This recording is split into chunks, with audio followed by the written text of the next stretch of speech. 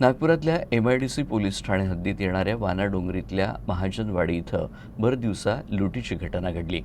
कारची काच फोडून चोरट्यांनी 2 लाख रुपयांची रोकड लुटून नेली। तुर्तास MIDC पोलीस CCTV फुटेजच्या आधारे लुटारूंचा शोध घेत आहेत।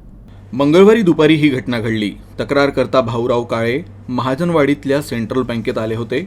त्यांनी बँकेसमोर आपली कार पार्क केली आणि 50,000 रुपये रोख जमा करण्यासाठी ते बँकेत गेले। त्यावेळी त्यांच्या कारमध्ये प्लास्टिकच्या पिशवीत आणखी 2 लाख रुपयांची रोकड ठेवली होती। दरम्यान चोरट्यांनी कारच्या डाव्या बाजूच्या खिडकीची काच फोडून ती रोकड लुटून नेली। भाऊराव बँकेतून बाहेर आले असता त्यांना कारची काच फुटलेली दिसली। ते पाहून त्यांना धक्का बसला। त्यांनी तात्काळ पोलिसांना माहिती दिली। MIDC पोलीस तिथं पोहोचले। त्यानंतर पोलिसांनी CCTV फुटेज तपासण्यास सुरुवात केली। भाऊराव काळे हे व्यवसायाने शेतकरी आणि ट्रान्सपोर्ट व्यावसायिक आहे। त्यांनी सोयाबीन आणि कापूस पिकं विकून ही रक्कम जमा केली होती आणि बँकेत जमा करण्यासाठी ते आले होते। मात्र चोरट्यांनी त्यांची रोकड लुटून नेली। तक्रार मिळताच MIDC पोलिसांनी या चोरट्यांचा शोध सुरू केलाय। पोलीस परिसरातील CCTV कॅमेऱ्यांचीही तपासणी करतायत। भर दिवसा घडलेल्या या घटनेमुळे परिसरातल्या सुरक्षा व्यवस्थेवर प्रश्नचिन्ह उपस्थित झालंय।